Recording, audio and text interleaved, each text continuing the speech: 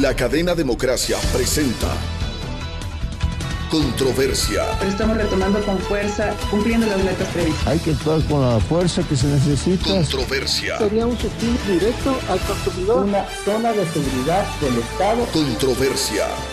Temas relevantes analizados a profundidad. Controversia. Con Miguel Rivadeneira. Comenzamos.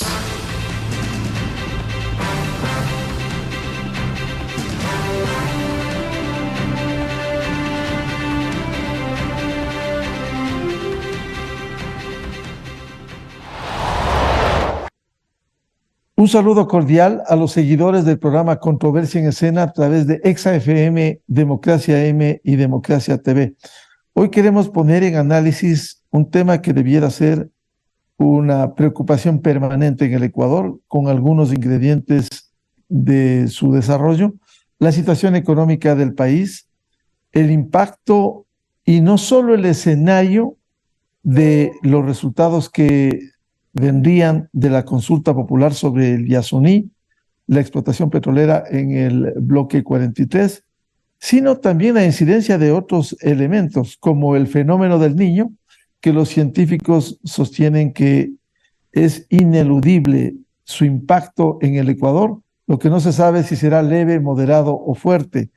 Y otros temas vinculados con ello, el manejo de la economía, cuando hay demanda de mayores fuentes de empleo, el tema de la inversión en seguridad, la dolarización, la inversión en salud y educación, cómo impulsar a estos sectores y también los desafíos que tiene el nuevo gobierno que vendrá a fines de este año, la posesión del presidente de la República y una nueva Asamblea Nacional que va a administrar el país en año y medio aproximadamente.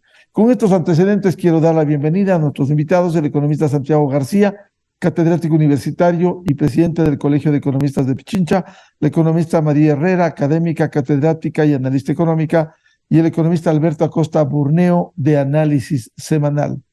Bienvenida, bienvenidos. Economista Santiago García, ¿cómo afrontar estos desafíos en la economía con estos puntos que los he señalado? Buen día. Buen día, un saludo a todos, a Alberto, a María, que estamos compartiendo este importante panel, a su audiencia, Miguel.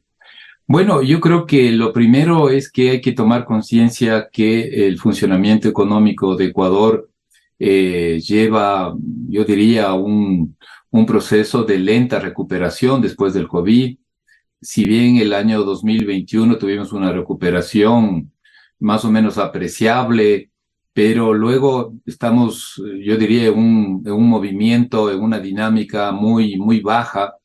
Recién pensábamos que el 2023 podríamos recuperar el nivel económico del 2019 y me parece que no va a ser así, que vamos a requerir un año más para posiblemente llegar a los niveles económicos prepandemia, y eso es complicado. Entonces, hay que señalar, Miguel, esta dinámica económica de bajo comportamiento. No es que está el país en recesión, pero no logra entrar en un sendero, digamos, de un crecimiento apreciable que nos dé ánimo, que genere oportunidades de empleo, que veamos que la pequeña, mediana empresa está caminando por el camino de la recuperación, que la economía, como digo, tenga bases sólidas para seguir desempeñándose. Entonces, yo lo veo así. El contexto político tampoco ayuda. Podemos ver que el conflicto finalmente tomó cuerpo en el mes de marzo-abril con la salida de lo que es la muerte cruzada. Todo eso está pasando factura. La incertidumbre política de las elecciones, porque no sabemos finalmente, bueno, el pueblo ecuatoriano tendremos que tomar la mejor decisión, y luego la perspectiva tampoco es muy optimista, porque son 18 meses, una transición política muy corta que crea más incertidumbre que certidumbre, y eso se paga en economía. Entonces, Miguel, yo lo veo así, con preocupación, en el sentido de que no estamos en la senda de lo que hubiésemos creído que podría estar con un 2023 mejor que el 2022. Creo que va a ser de menor nivel la actividad económica este año comparado con el anterior, También el contexto internacional no ayuda mucho. Estamos viendo los problemas que hay en la economía global. La guerra esta terrible entre Ucrania y Rusia ya tiene repercusiones globales de hace rato muy fuertes. El comercio exterior no se recupera, la inversión extranjera productiva y la financiera también es errática. Así que, pongámoslo así, Miguel, un contexto muy complicado y una dinámica, ¿cómo lo podría resumir? Muy pobre, diría, muy baja en lo que corresponde a este año 2023. Economista Santiago García, precisamente al haber este contexto complicado y esta lenta recuperación, nos va a obligar como país a tomar decisiones oportunas y responsables. ¿Cuáles pudieran ser esas? Bueno, ese es el punto. En el mes de agosto tenemos que los ecuatorianos decidir por un nuevo poder ejecutivo, el presidente de la República, su equipo, también elegir Asamblea Nacional. Yo lo que creo, y ahí posiblemente tengamos, ¿no es cierto?, contraposiciones con otras personas, con otros analistas, me parece que es tiempo para proponer al país 4 o 5 cosas importantes que se pueden hacer en 18 meses. Si se quiere proponer, por ejemplo, en economía, manejos que no hay consenso, por ejemplo, multiplicar por no sé cuánto la liquidez monetaria del país y usando reservas internacionales, no me parece muy razonable que se ofrezca utilizar recursos fiscales que hoy no tenemos. Me parece tampoco que es una propuesta que podría tener piso. Que no entendamos que el contexto internacional es complicado y que debemos mirar casa adentro también para sostener políticas de encadenamientos productivos, de apoyo a la pequeña, mediana empresa, a la economía popular y solidaria. Entonces va por esa línea, ¿no?, de tener 4 o 5 cosas que haya consenso, no que no haya consenso. Ahí me preocupa y bueno, ahí hay candidatos y partidos políticos que tienen su forma de ver, pero como lo vemos quizás de una forma así, el deber ser, que en política no siempre es así, porque son más bien circunstancias de otra índole, pero el deber ser sería un proceso económico muy responsable, 4 o 5 cosas, por ejemplo, esto, mirar casa adentro, la producción, reactivar la economía desde las bases, desde la economía popular, la economía de la pequeña empresa, entrar en una política adecuada de inclusión financiera. Tenemos 50% de ecuatorianos mayores de 15 años que no accede a servicios financieros, hacer un manejo fiscal, pero también abierto a recuperar la inversión pública vía alianza público-privada, empatar los acuerdos comerciales que este gobierno está dejando de herencia, pero empatar con una sana apoyo a los sectores productivos, no dejarles indefensos, sino eso, encontrar esos consensos que creo que podríamos hacerlo, ¿no?, siempre y cuando no vengamos con alternativas, como digo, extremadamente complicadas. Por último, en política todo se puede hacer, y con eso concluye Miguel, todo se puede hacer, pero lo que no entendemos es que hay que hacer cosas que de alguna manera lleve un consenso mínimo y que nos permita avanzar. No sacamos nada con grandes planteamientos y cuestiones muy complicadas que luego no hay consenso y al final ni uno ni otro hace nada. Entonces esa es un poco mi visión, como digo, ojalá pues sea ese el camino político y económico que podamos recorrer en los próximos 18 meses por parte de nuestro país. Bienvenida al economista María Herrera. Economista Herrera, ¿cómo afrontar este desafío en momentos complejos, difíciles, de por medio de elecciones presidenciales y legislativas, pero manejar con responsabilidad la economía? Buen día. Buen día, Miguel. Buenos días, como dije, Santiago y Alberto, y a la audiencia de Radio y Televisión Democracia. Creo que todos sabemos que el país vive un momento muy difícil. Yo encuentro que hay unos problemas transversales complicados, como son, por ejemplo, que este país se ha convertido en un país sumamente sobre todo de demanda. Todo el mundo quiere salud, quiere educación, quiere seguridad social, quiere paz, pero no hay una contribución específica para que ello efectivamente se dé. Creo que el problema no es solamente del gobierno, creo que el problema es de toda la población y eso es lo que nos hemos olvidado. Quisiera hacer una referencia a cómo es la ciudadanía, por ejemplo, de otros países, de los países nórdicos, de los países asiáticos, donde todos colaboran para que, porque el país es de todos, ¿no? Entonces, donde todos colaboran. Hablamos de consenso, pero nadie consensúa. Entonces, cada uno va por su lado, tiene sus intereses particulares, los empresarios por el lado empresarial, los políticos por el lado político, el gobierno igual manera y el pueblo también. El pueblo, por ejemplo, no colabora en cuanto al nivel de ahorro. Nosotros, por suerte, tenemos unas remesas bastante significativas, que es lo que nos salva un poco en la balanza de pagos. Y esas remesas se van absolutamente al consumo. Nosotros estamos diciendo que el consumo es importante para aumentar la demanda agregada, pero no puede haber este círculo virtuoso entre producción, renta y demanda si no existe previamente el ahorro. La imagen y la situación a la que ha llegado el Ecuador en la actualidad no permite que haya inversión extranjera. Y aunque querramos, y aunque el presidente Moreno, el presidente Lazo y todos aquellos que están en el gobierno o en los gobiernos han pretendido que venga la inversión extranjera no va a llegar porque las condiciones nacionales de inseguridad jurídica, de corrupción, de falta de empleo, no permiten que la inversión extranjera llegue. Entonces, tendríamos que poner los ojos en la inversión nacional, tendríamos que ahorrar, tendríamos que invertir para que seamos nosotros mismos los autogeneradores de nuestro crecimiento. Creo que hay un complot, digamos así, entre el sistema político que ha tomado parte simplemente en una oposición feroz con el gobierno y no permite que pase ninguna ley en el tiempo que había asamblea. Y ahora también la Corte Constitucional, que se ha vuelto prácticamente una cuasi asamblea. Entonces, no hay el consenso requerido.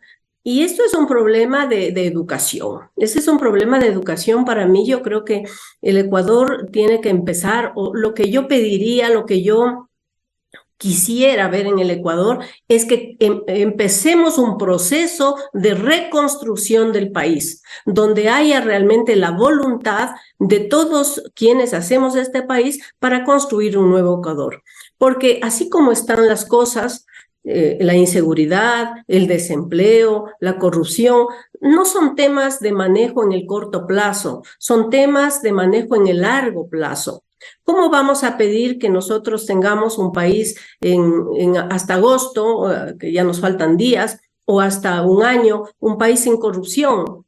No hay educación, estamos ya complicados en ese tema.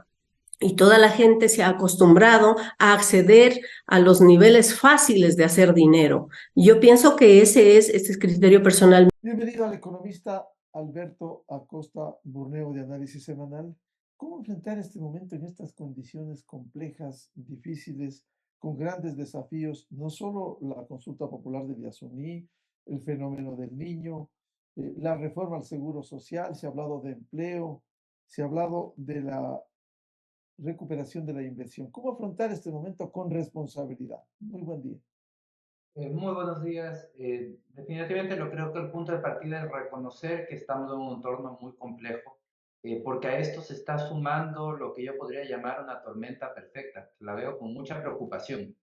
Tenemos por un lado que este año el precio del petróleo ha caído significativamente. En el entorno internacional se sigue combatiendo a la inflación, las tasas de interés están subiendo, el costo del financiamiento es cada vez más alto. Internamente, el camarón también está sufriendo. El camarón es el segundo producto de exportación del Ecuador y está sufriendo una crisis por el desplome en su precio, a niveles similares a los de la pandemia. Y a esto se pueden sumar dos efectos también muy destructivos. Uno de ellos es un posible fenómeno del niño. Estamos a las puertas de un fenómeno del niño que se habla que puede ser bastante destructivo. Y estamos también a las puertas del cierre del cuarto bloque petrolero del Ecuador, el Yasuní y TT. Entonces, todo este conjunto de factores pueden terminar formando un cóctel bastante tóxico. que puede tener un impacto muy grave en la economía, podría generar desequilibrios importantes a todo nivel, no solamente a nivel fiscal, sino a nivel de las cadenas de pagos, a nivel de la actividad productiva, de los ingresos, del empleo, de los ingresos de las familias. Entonces, definitivamente, yo creo que los candidatos tienen que discutir y tienen que proponer soluciones. Aquí no van a llegar, muchos están pensando y ya dicen, ¿cómo voy a gastar más? Esa es su aspiración. Creen que llegar a gobernar es simplemente gastar más. Se necesita mucho más que eso.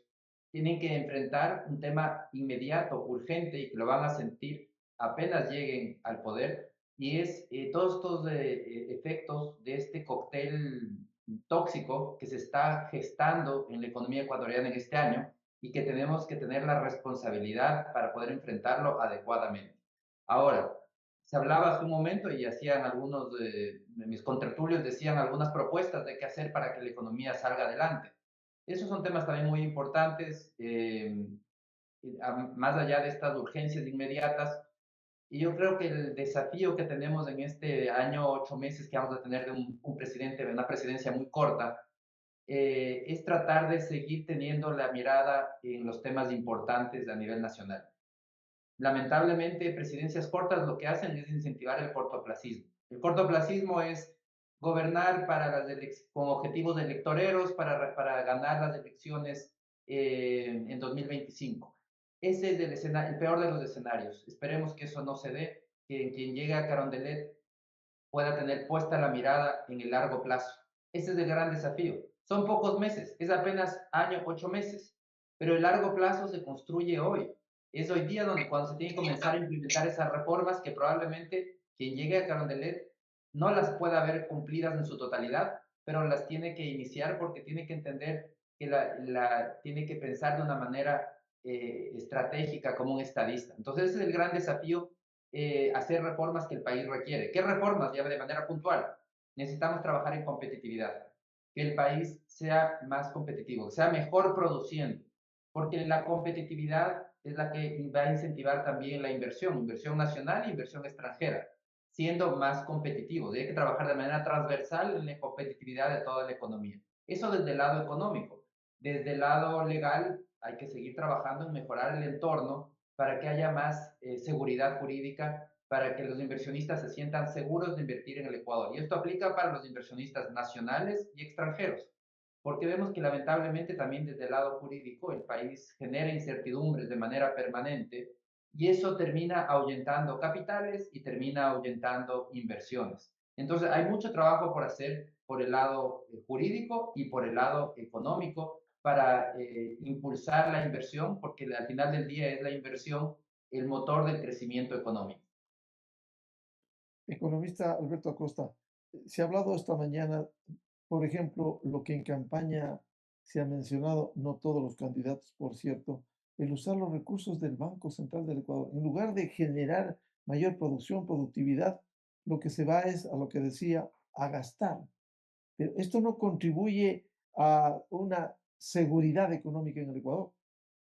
Es lamentable que se propongan nuevamente ese tipo de medidas irresponsables, porque lo que están proponiendo es gastarse el dinero que no es del gobierno, no es del Banco Central.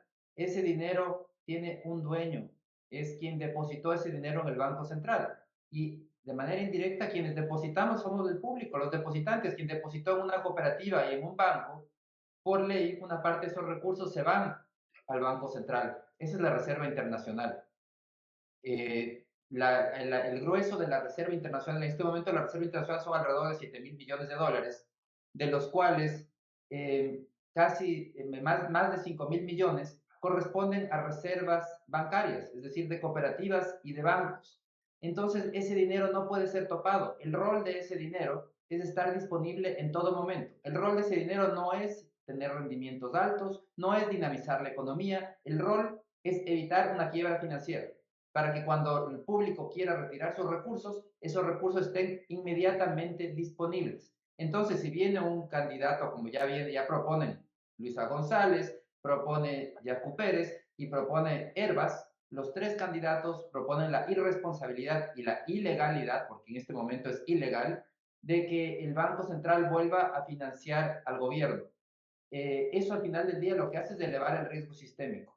Que a nivel sistémico haya ese riesgo de que eventualmente no haya los recursos para que frente a un retiro de depósitos, el sistema financiero devuelva esos recursos a sus legítimos propietarios. Además, es una respuesta cortoplacista, porque incluso si se tomaran ese dinero, pensemos, se gastan 2.000, 3.000 millones, eso dinamiza la economía quizás un año. Para el año siguiente, ¿cómo piensan dinamizar la economía? Ya se gastaron la plata de la reserva y entonces, ¿con qué? Entonces son esas soluciones que realmente no son soluciones, es empujar el problema para adelante, cavando un hueco muy preocupante, creando un problema muy grande, entonces que al final del día lo tendremos que enfrentar más temprano que tarde. Vuelvo con la economista María Herrera para que termine la idea. Nos hablaba de la reconstrucción del país en una nación en donde solo se demanda. ¿Cómo emprender esta reconstrucción en estas condiciones? Yo creo que, como decía antes, hay que emprender en un proceso educativo, también educación en la política, porque no puede ser que nosotros solo estemos demandando del Estado, solo estemos demandando del gobierno y pensando que nosotros no tenemos responsabilidad en el quehacer económico. Exigimos que haya más producción, exigimos que haya más empleo. ¿Y qué hacemos por ello? Decía antes que nosotros somos una sociedad que no ahorra, una sociedad que no produce, que no colabora, que no contribuye. Yo veo que hay un tema, por ejemplo, como decía, transversal, que es la corrupción, al cual tenemos que atacar. Lamentablemente tenemos un impedimento, si se puede llamar, el tema de la justicia. La justicia se ha parcializado y nosotros vemos ahora cómo hay, por ejemplo, todas estas acciones que hace la justicia para que los delincuentes salgan. Y los delincuentes me refiero no a los ladrones comunes, también a ellos, pero sobre todo a quienes han desfalcado al Estado, a quienes se han llevado el dinero de los ecuatorianos. Creo que también hay que ir hacia la cultura tributaria. Nos hace falta dinero y nos exigen a nosotros, al común de los mortales, nos exigen el pago de impuestos y creo que está muy bien, creo que tenemos que ser responsables. Sin embargo, se habla de más de 3.000 millones por evasión tributaria. Eso hay que recuperar, eso hay que cobrar, porque ese es dinero que nos corresponde a todos. Ahora estamos enfrascados en el tema del Yasuní. ¿Cómo pretendemos nosotros que el Ecuador salga adelante si no hay una explotación petrolera en este momento que todavía es posible explotar y exportar el petróleo? Entonces sí, es bueno que el petróleo se quede bajo tierra, pero el Ecuador no tiene recursos. Yo diría una posición, por ejemplo, no exactamente de contradicción, sino sí una exigencia hacia una explotación racional, hacia una explotación con tecnologías de punta, donde nosotros podamos mantener el medio ambiente, donde podamos tener una conservación de los recursos, pero también un uso racional de los mismos, porque obviamente el dinero que tenemos es escaso y ese dinero tiene que ser bien invertido, bien utilizado, bien gastado. Aquí hay montones de gastos que no tienen prioridad, que no obedecen a las principales demandas de los ecuatorianos, que se hacen cosas que no se requieren. Entonces no hay dinero que nos alcance ahora y no habrá dinero que nos alcance nunca. Si solo queremos gastar, si no queremos ahorrar, si solo queremos dejar el petróleo bajo el subsuelo, si no queremos la minería, ¿de dónde sacamos los recursos? Y tampoco queremos pagar impuestos. ¿De dónde queremos sacar nosotros el dinero para que fluya? Entonces, sí hay que entrar en un proceso consecuente. Yo he visto que, por ejemplo, hay mucha oposición hacia quitar el subsidio a los combustibles, pero contradictoriamente no se quiere explotar el Yasuní. Entonces, tenemos que entrar también en un proceso donde entendamos, donde se tenga la voluntad de entender. Si yo no conozco de algo, tengo que confiar en los técnicos, en el personal que conoce del tema y dejarme asesorar. Porque el otro tema es que, como ya todos conocemos, o conoce la mayoría, este año que vamos a cerrar con un déficit fiscal altísimo. Es decir, que lo que hemos ganado el año pasado, estamos perdiendo nuevamente y seguiremos en la misma posición que ha tenido el Ecuador, más gastos y menos ingresos. el endeudamiento no es obviamente la solución total, porque tenemos una cuenta por pagar muy alta. Creo que ahora en el año 2024 el nuevo gobierno tendrá que pagar más de 7.500 millones de dólares y en el 2025 8.000 y en el 2026 9.000. ¿De dónde vamos a tener ese dinero? No hemos acabado de entender que todos debemos empujar el carro tanto de la democracia cuanto del manejo austero de los recursos. Empezaría yo por ahí, Miguel. Economista Santiago García, con estos insumos, esta realidad, en lugar de componer la economía, no pudiera deteriorarse si es que no hay alternativas, no hay soluciones, como pudiera ser este tema que ha citado el economista María Herrera, la propia explotación en el Yasuní, sin haber otras alternativas. Bueno, yo creo que gran parte de lo que podría pasar con la economía nacional va a, a tomar cuerpo cuando los ecuatorianos elijamos el 20 de agosto y luego al presidente de la República, al Poder Ejecutivo, cuando elijamos a la Asamblea Nacional. Yo creo que ahí pudiésemos, Miguel, un poco prever qué más podría pasar en el país. Ya lo hemos dicho, coincido con Alberto, también con María, el contexto, en eso creo que estamos muy claros los economistas, no es el mejor, es muy complicado, muy difícil, muy duro. Entonces, pienso que si los ecuatorianos escogemos bien y hay el ganador, en este caso del Poder Ejecutivo, el presidente de la República electo, nos presenta, como yo insisto en esa idea, 3, 4 cosas de consenso, que pueda construirse consenso, me parece que pudiésemos avanzar un poco a que la economía no se caiga. Pienso también y entiendo la desesperación de muchos candidatos. Demandamos, María, es cierto, demandamos también porque, por ejemplo, este gobierno ha sido indolente con la salud pública. O sea, está ahí represada una necesidad, no hay, ¿no es cierto?, medicina básica en los hospitales públicos. No hemos podido avanzar en los temas de educación. Por ejemplo, se habla cerca de 160.000 niños, 200.000 niños que salieron del sistema educativo porque no tienen acceso a Internet o los problemas de infraestructuras. Hay gran parte de la infraestructura de colegios y escuelas están completamente descuidadas y son más de 2 años. Quizás con el gobierno también anterior, el señor Moreno, tampoco se hizo mucho. Entonces hay grandes demandas sociales que creo que uno no puede dejar de desconocer.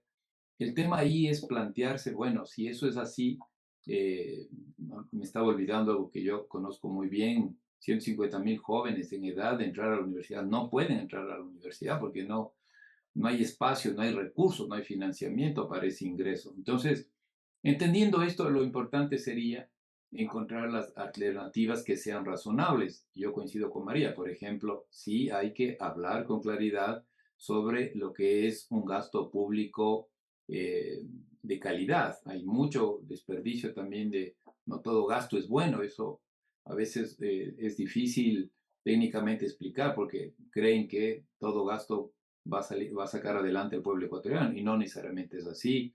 Creo que si se trata de construir infraestructuras, personalmente creo que hay un espacio importante para la alianza público-privada y entonces podemos ir resolviendo el tema fiscal, pero no como este gobierno, tampoco hoy coincido si es que es la política de extrema austeridad, ¿no? Eso es demasiado complicado y creo que eso debíamos aprender la lección en estos años, sin ir a los de todo extremo es malo. Yo creo que ahí se aplica en la vida y se aplica en la economía con más razón. En el tema monetario financiero, yo tampoco estoy de acuerdo que se utilice, por más que se nos ofrezca un manejo, dicen, responsable, vamos a coger solo una parte de la Reserva Internacional, no es el camino correcto, pero sí creo que se puede hacer cuestiones importantes, por ejemplo, entrar con una política concreta de capitalización de la banca pública, buscar recursos internacionales y capitalizar al Ban Ecuador, a la Corporación Financiera Nacional, a la CONAFIPS. Creo que se puede hacer, se puede utilizar el instrumento del Banco del Pacífico, tiene que estar a órdenes del desarrollo productivo, no importa, no queremos que financie importaciones. Como tal, que lo haga el sistema bancario está bien, no tengo nada con importaciones y son necesarias, pero también hay prioridades productivas, por ejemplo, en el país con respecto a la pequeña industria, la mediana industria, que finalmente se queda desprotegida, o el microcrédito. Entonces, Miguel, sí encuentro, porque también, como digo, entiendo la desesperación de muchos candidatos por mostrar que las cosas van a cambiar y que, ¿no es cierto?, se van a alejar de una política que creo que no ha sido buena en estos últimos años, pero también creo que tenemos todo el derecho de expresar lo que estamos expresando, esas posibilidades que sí las encuentro, que sí las hay, como acabo de mencionar. No se ha implementado una política de inclusión financiera.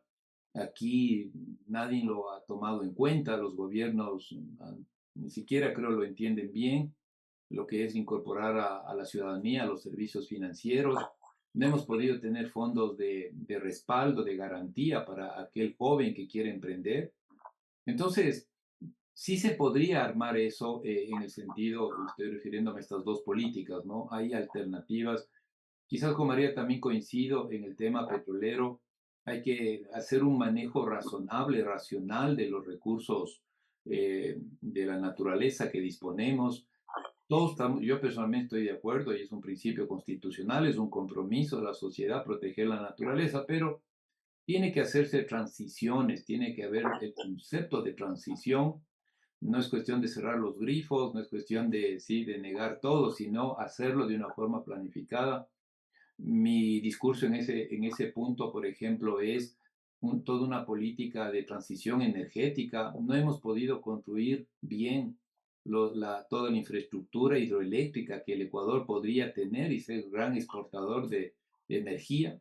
No hemos hecho nada por usar la energía solar que nos sobra aquí en este país. No hemos avanzado, por ejemplo, en proyectos tan necesarios como la electrificación del transporte público. Eso puede traer inversión extranjera, puede traer inversión nacional, y no hemos avanzado. Bogotá ha avanzado hasta hoy, de lo que conocemos, 60-70% del transporte público está ya electrificado. Y aquí, no sé, me parece que en Quito hay un primer plan inicial. Entonces, Miguel, sí hay opciones. Yo creo que lo que sí insistiría con ese Quizás, mensaje, economista García, eso no iría al mediano plazo. Hay que emprender, hay que iniciar, pero esto sería con resultados del mediano plazo. Pero en este momento, asumir una responsabilidad para no dañar aún más la economía. es que la responsabilidad, por ejemplo, en tema fiscal, no puede ser que no atendamos las necesidades del pueblo ecuatoriano. Entonces usted necesita, por ejemplo, ahí, si es que es infraestructuras, un programa serio, honesto, bien manejado, no entregando la carne del Estado y sin más, y el hueso que se quede el Estado, sino, por ejemplo, hacerlo bien para sostener la inversión pública, y eso a su vez va a dinamizar. Eso es inmediato. Eso, hay la legislación, yo creo que se ha avanzado, pero no hay voluntad política, o a veces queremos, ciertos grupos de poder parecerían que quieren rápidamente coger, como digo, la carne del Estado y dejar el hueso para otro, para el propio Estado. Entonces, eso es sangre a la vena, eso hay que hacerlo ya, porque mi concepto, Miguel, es, tampoco podemos hacer lo que hemos venido haciendo en los últimos años. O sea, descuidando la salud, descuidando las infraestructuras, descuidando la educación, porque si no es fácil decir, mira, entremos en austeridad, señores, todo resuelto, gracias, y sigamos. No es así. Me parece que ahí no ha habido una política petrolera. Gobiernos de izquierda y derecha no han manejado bien el tema petrolero. Vemos cómo se ha caído la producción, vemos que somos incapaces de, por ejemplo, un tema ambiental y económico, como es cerrar los mecheros, la quema, para que me entienda el público, la quema del gas que sale de los pozos petroleros de la Amazonía. No hemos podido desarrollar el tema del Golfo, del gas natural en el Golfo. O sea, sí hay opciones siempre y cuando tengamos claridad en que no hay que hacer lo que hemos venido haciendo los últimos años, sino que hay que encontrar esas salidas y estar dispuestos a jugárselas por esas salidas de la mejor manera posible y buscando consensos con el resto. La alianza público-privada no va a avanzar si no hay un consenso, si no hay un acuerdo nacional sobre la legislación que me garantice transparencia, que son proyectos financiables adecuados, que van a satisfacer necesidades sociales, que están vinculados con, que está bien, con la competitividad, que están vinculados con dar oportunidades a regiones, a territorios hoy que están ahí atascados y no pueden avanzar. No hemos podido, por ejemplo, para hacerme entender, el Puerto Seco en Santo Domingo, Los Colorados, pero no sea tan micro y me baje allá. Pero no, ese es un proyecto para esa provincia central. Ahí podemos llegar a un acuerdo y podemos canalizar $1.000 millones para el Puerto Seco de Santo Domingo, pero necesitamos acuerdos, necesitamos tener la política clara, que no se nos estafe, que no sean políticas poco transparentes y, ¿no es cierto?, funcionaría la alianza público-privada. Ese proyecto no debería esperar mucho tiempo. Los proyectos de ampliación de la refinería también debería ser, es un tema clave, la importación cada vez creciente. La renta petrolera cada vez no nos alcanza para subsidiar y para importar los combustibles que tenemos. Hay varios proyectos de Precisamente a mejoramiento. propósito de la renta petrolera, economista García, ¿qué hacer con un hecho que está a la vista con la consulta popular del Yasuní? El Menos hecho, recursos. sí. El tema ahí para empezar es poner las cifras sobre la mesa, de uno y otro lado. Me parece que hay un desconocimiento y hay unas cifras que de uno y otro lado, a favor y en contra, y falta información con respecto a eso, y que el pueblo ecuatoriano podamos tomar la decisión fundamentada, sustentada. Confundimos lo que es renta petrolera, es decir, lo que le queda al Estado ecuatoriano, que se ha estimado cerca de $300 millones, confundimos con lo que es el monto de aporte a la exportación, que son, se ha dicho, $1.500 millones. No hay transparencia del propio Estado sobre las reservas de este, ¿no es cierto?, del petróleo que existe en el Yasuní. Nos hablan de que va a terminar, he visto el planteamiento de Yasunidos, que se bajará de los 55.000 barriles a 35.000 en el 2025 y el gobierno no dice nada, ni las autoridades. Entonces, Miguel, esa es mi posición en ese campo. Hay que aclararnos un poco más. Tenemos todo el derecho los ciudadanos de tomar decisiones que nos incumben a todos, pero mi posición es que debe haber un poco más de transparencia de parte y parte. Hay que mirar cuál es la política internacional de la lucha contra el cambio climático. Eso no podemos hacernos un lado. Si esto sirve, no sirve, hablar con franqueza, hablar con sinceridad, ¿no es cierto?, en una perspectiva de largo plazo. Estamos metidos en esto, habrá que salir de la mejor manera posible. Cierto es, yo mismo reconozco en un programa con usted, reconocía que reemplazar 300 millones de renta neta al presupuesto general del Estado no es fácil para el país, no va a ser fácil, pero también está ahí en el medio el millón de hectáreas con una biodiversidad tremenda y, como digo, sin planes de transformación y de transición energética, de transición ecológica. Entonces, no sé, ahí me parece que lo importante sería, para empezar, transparentar de lado y lado toda la información socioeconómica, ambiental. Nos hablan de pasivos ambientales y no encuentro la información de cuáles son, pero en detalle, no en concepto.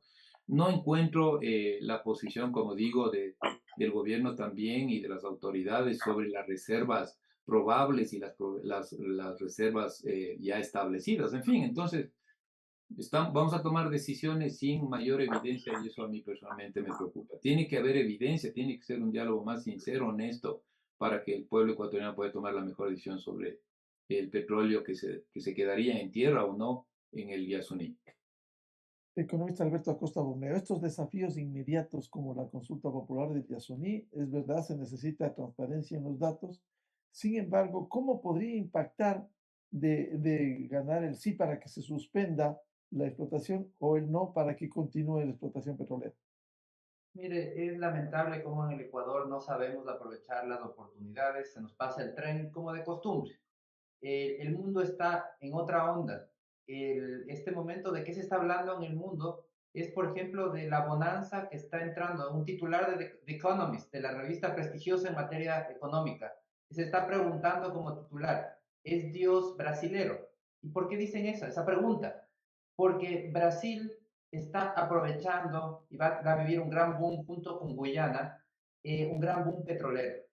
Ellos han descubierto unos yacimientos gigantescos de petróleo costa afuera y de esa manera pasaron de ser un productor marginal de petróleo a uno de los principales productores, de los más grandes, es actualmente el octavo productor petrolero del mundo. Eso le permite tener rentas importantes para también poder gestionar las necesidades urgentes que tiene la población. En cambio, en el Ecuador, no entendemos que el petróleo es necesario, que el mundo demanda petróleo, que los países desarrollados siguen demandando petróleo, que la demanda de petróleo sigue subiendo. Sí, es real que hay una transición energética, pero el mundo no es irresponsable. En el mundo, sobre todo en el mundo desarrollado, no dicen vamos a acabar con el petróleo el 20 de agosto. Ese tipo de responsabilidades no existen a nivel internacional. A nivel internacional, por ejemplo, el mercado europeo, muy consciente del tema ambiental, extremadamente consciente de la Unión Europea, se establecen plazos largos para gradualmente ir reemplazando los autos con combustible, a gasolina, por autos eléctricos, por ejemplo.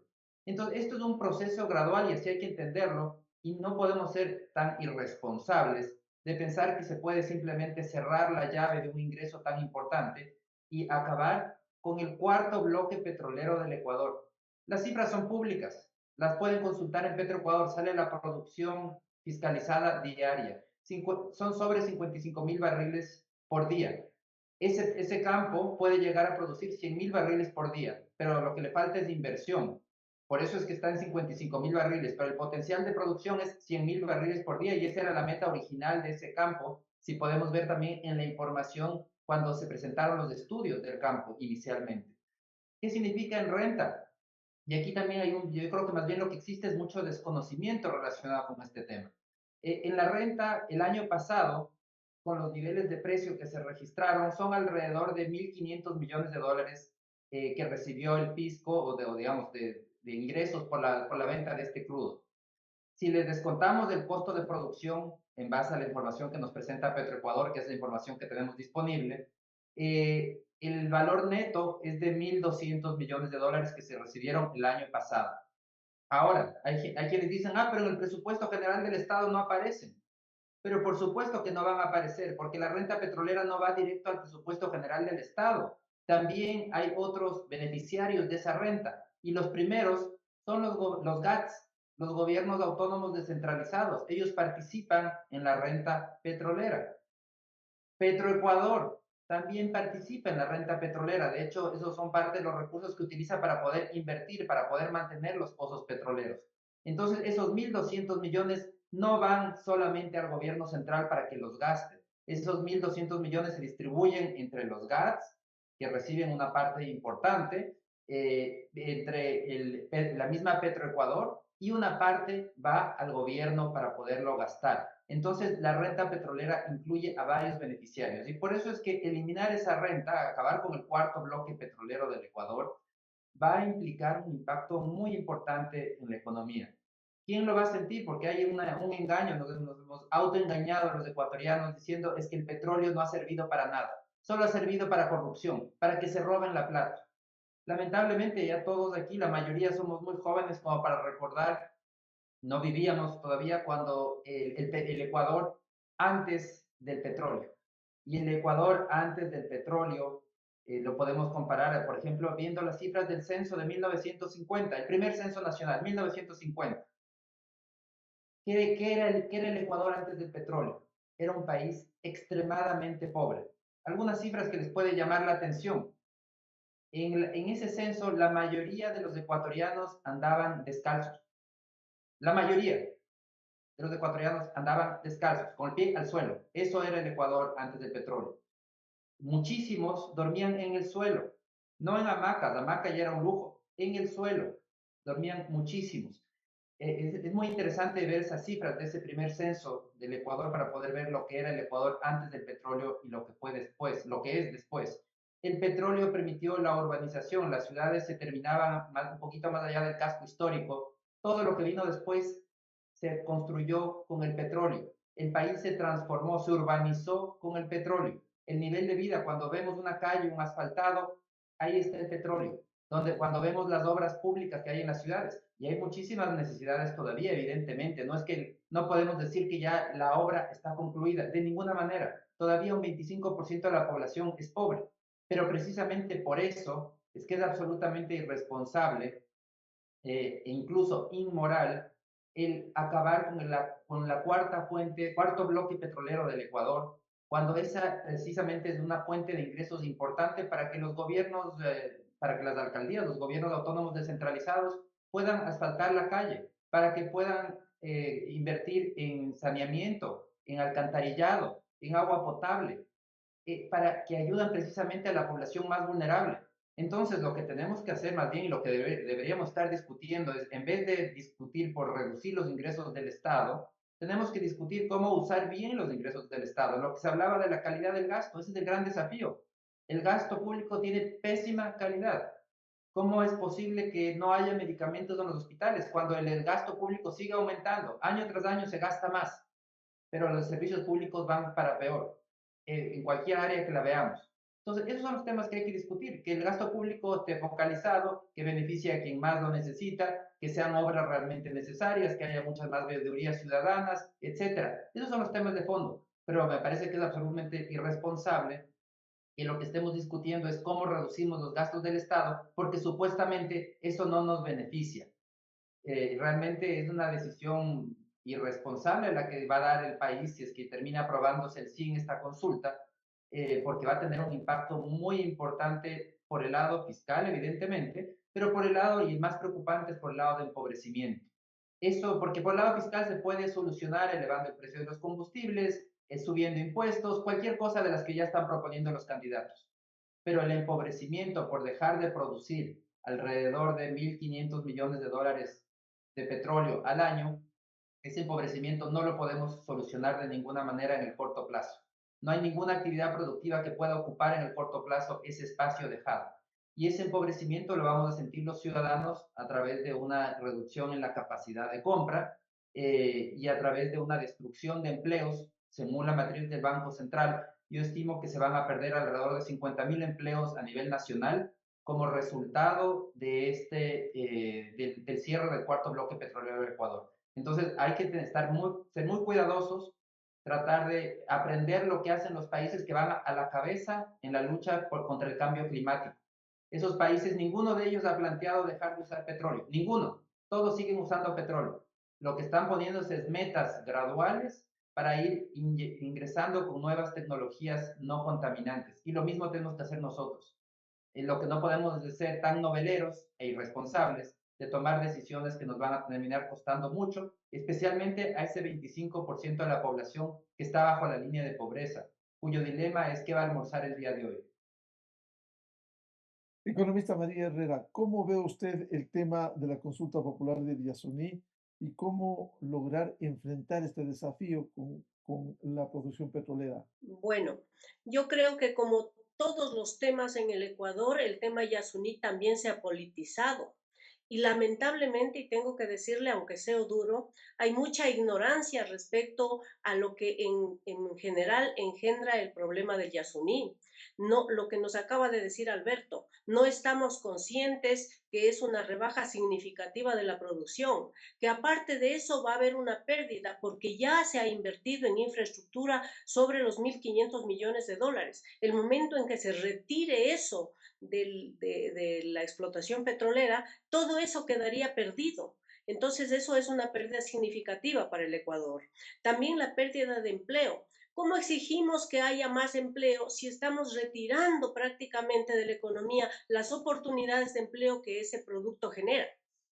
Entonces yo creo que habría que entrar en una campaña, el propio gobierno tendría que haber entrado en una propia campaña y también programas como este que hace usted, Miguel, para que la población se culturice respecto de lo que efectivamente sucede en eso. Sucede también con los subsidios petroleros, porque no es cuestión de mantener un subsidio por mantenerlo, son cosas que hacen daño al país. Y cuando nos referimos también a la austeridad, va concatenado tremendamente con la calidad de esa inversión que hagamos. Hablaba Santiago sobre la falta de educación y de salud. Yo al respecto quiero decir dos cosas importantes.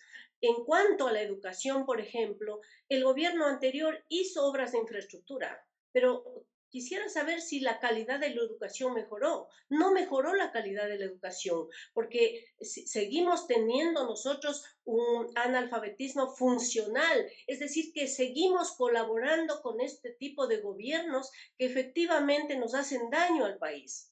Parecería que los ecuatorianos nos gusta que nos digan mentiras, que no aceptamos o no queremos tomar la verdad que todos conocemos y sabemos, porque vamos a votar por los candidatos que más nos ofrecen, sabiendo que eso es demagogia pura, sabiendo que esas cosas no se van a poder cumplir, sabiendo que aunque nos ofrezcan el empleo, vamos a dar tantas plazas de empleo, vamos a incrementar el empleo adecuado, eso no va a ser posible, porque el empleo no se crea por decreto, el empleo no se genera por un simple voluntad de querer generar empleo.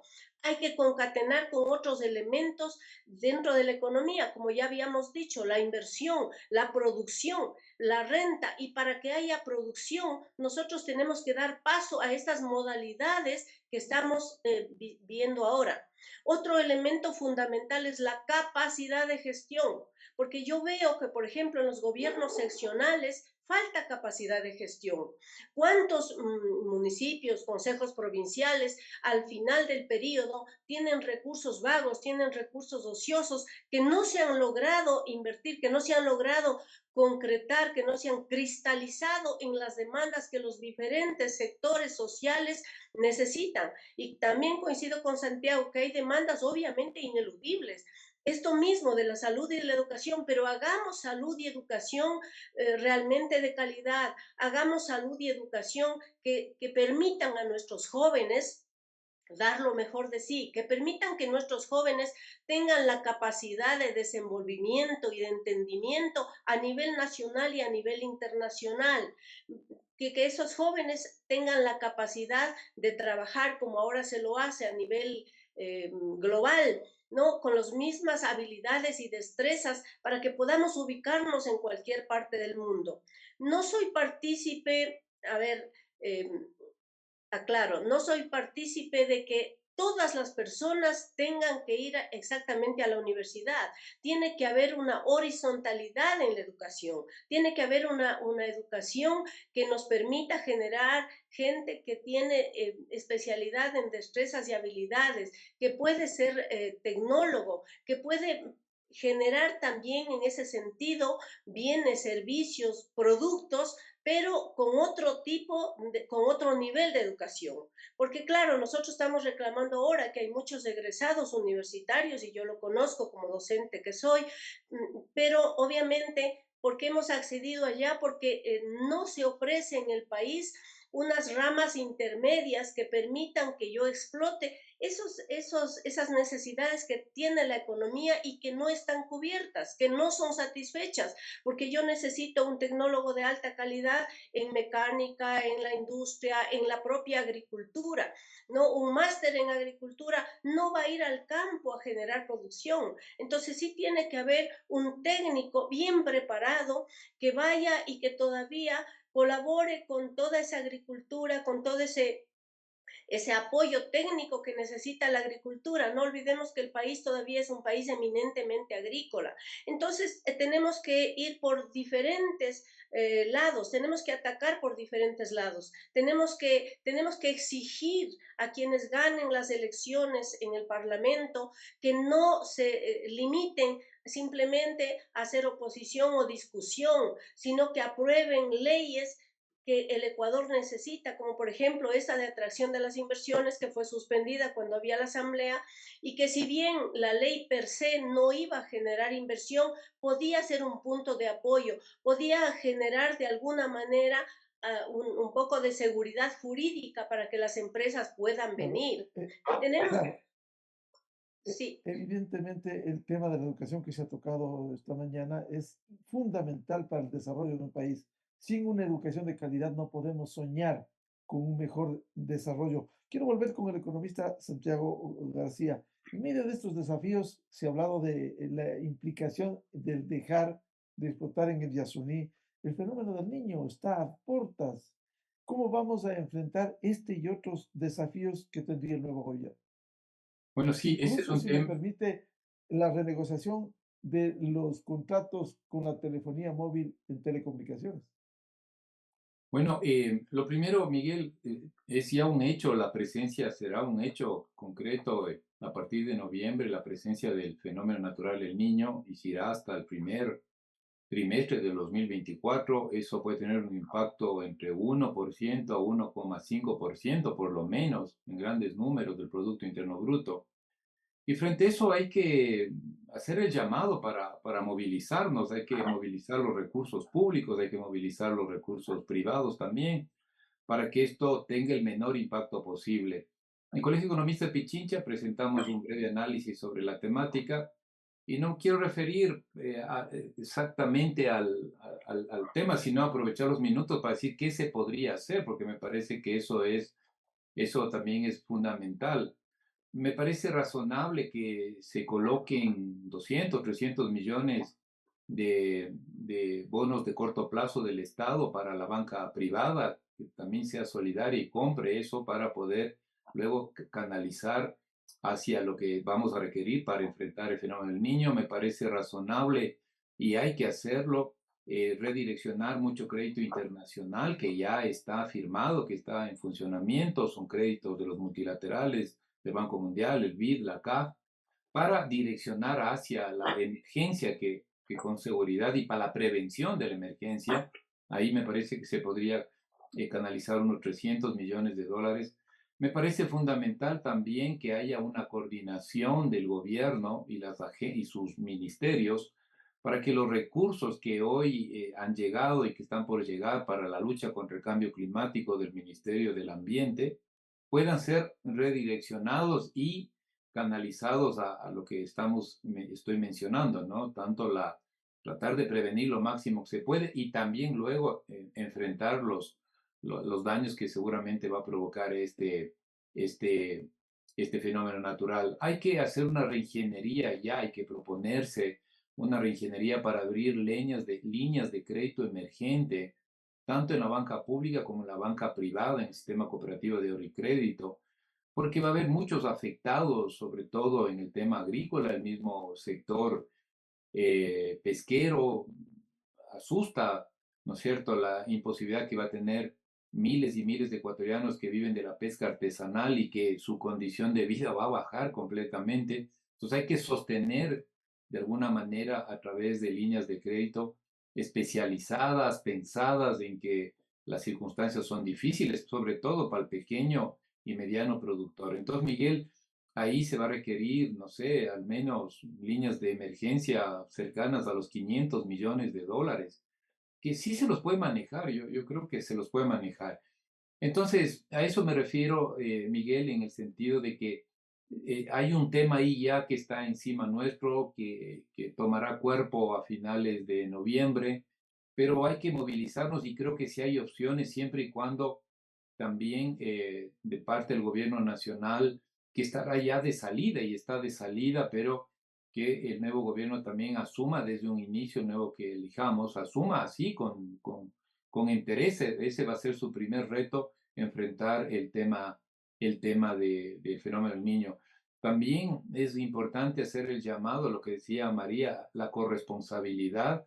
Solo exigimos, pedimos, pero ¿cuál es la corresponsabilidad? Ahí hay que hacer el llamado a los gremios empresariales del banano, del café, del maíz, del azúcar. En fin, también tiene que movilizar los recursos privados para salir de la mejor manera posible. Hay que educar todo el sistema de prevención contra el riesgo, que ya tenemos unas nuevas estructuras burocráticas, administrativas, pero hoy también hay que ponerles a prueba para que nos eduque, para que informe, para que la población también se autodefienda de este fenómeno.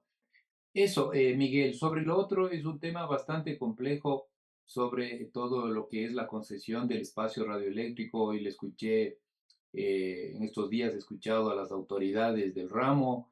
Lo único que pedimos los ecuatorianos es transparencia. Yo creo que es un tema súper complejo. estoy de acuerdo con el pronunciamiento que hizo la ministra de Tecnología y Telecomunicaciones y Tecnología. No es cuestión de decir cualquier cosa, es un tema muy complejo. A los países latinoamericanos les cuesta mucho hacer una buena negociación, no es tan fácil. Creo que hay ahí unas líneas importantes, llamémosle prioritarias, por ejemplo, esa negociación de alguna manera se incorpore a los sectores de lo que es el sector rural para poder acceder a los servicios de telecomunicaciones. Eso, hay experiencia internacional, quizás de eso pudiésemos exigir los ecuatorianos dentro de esa negociación, que los precios, que ya la cuestión netamente económica, como digo, no es fácil, va a depender de que se haga esa negociación de la manera adecuada. No estoy muy convencido que este gobierno termine la negociación. No me parece que sea así, pero bueno, ahí me falta más información. Entiendo que hay que hacerlo y que el tiempo un poco apremia, pero un gobierno de salida pensaría que más bien se llega a un acuerdo con las operadoras y se pueda llegar a una negociación o una negociación que sea revisada por el nuevo gobierno. Entonces, Miguel, buen tema el que usted nos plantea, un tema trascendente, como usted mismo lo menciona, de corto plazo. Para mí el corto plazo es el tema del fenómeno del niño. Para mí el corto plazo también es financiar la obra pública, recuperando la capacidad de inversión pública. Quizás el mecanismo ya lo tenemos, habrá que mejorar alguna cosa de la alianza público-privada. Para mí el corto plazo sí es invertir en salud y educación. En fin, va por ahí mi pensamiento y bien que nos ponen con estas preguntas en algo tan trascendente como esta parte de negociaciones y el fenómeno del niño.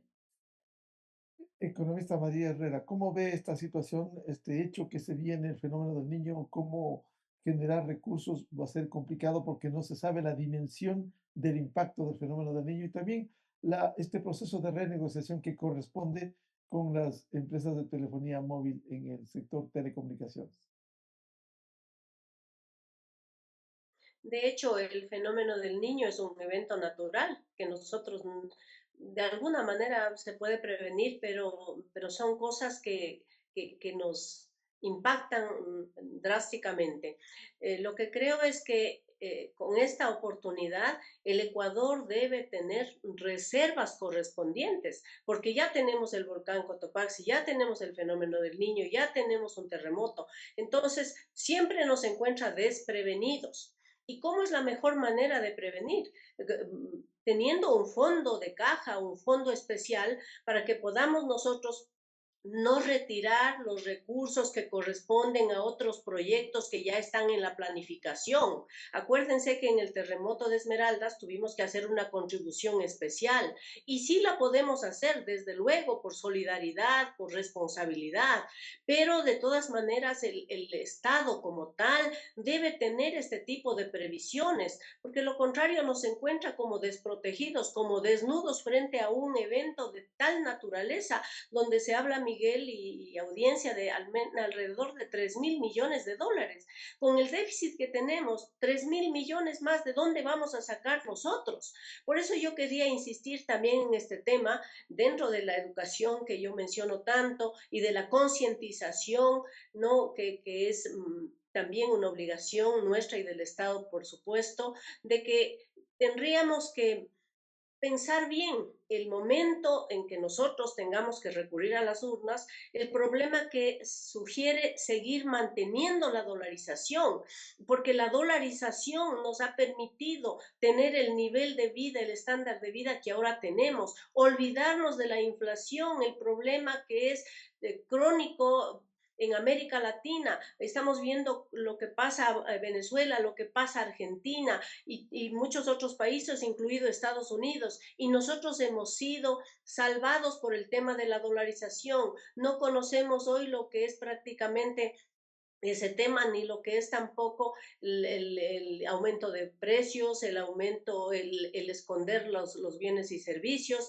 ¿Por qué? Porque estamos protegidos por ese lado. El momento que no actuemos nosotros con conciencia respecto de elegir no a quienes nos ofrezcan más, sino de que a quienes nos ofrezcan lo que realmente, aunque sean duras las condiciones, tenemos nosotros que hacerlo. Ese momento estaremos poniendo la primera piedra, dando el primer paso para hacer un país donde todos seamos corresponsables, donde todos aportemos nuestro granito de arena y donde podamos también soportar este tipo de problemas. En el tema de la renegociación de los contratos de los celulares y tal, yo creo que también sería oportuno que lo asuma el nuevo gobierno. Hay muchas innovaciones en este tema y le oía también a la ministra del ramo cuando hablaba y decía, bueno, así como hay más innovaciones, también el precio va a aumentar, pero no me atrevo de ninguna manera ni a sugerir ni a dar ninguna cifra porque es un tema muy especializado del que prácticamente no tengo un conocimiento cabal. Bien, muchas gracias por ilustrarnos, por abordar estos temas de palpitante interés vinculado con la situación económica del país, el impacto, los escenarios con los resultados de la consulta popular Yasuní, la incidencia del fenómeno del Niño y los grandes desafíos para el nuevo gobierno. Muchas gracias a los participantes, al economista Santiago García, catedrático universitario y presidente del Colegio de Economistas de Pichincha, al economista María Herrera, académica, catedrática universitaria y analista económica, y el economista Alberto Acosta Burneo de Análisis Semanal. Muy amables. Gracias, Miguel. Un saludo a todos. Muchas gracias. Buscando la verdad, con esto cerramos el programa Controversia en Escena a través de ExaFM, Democracia M y Democracia TV. Y a los miles de seguidores les deseamos un feliz fin de semana a todos.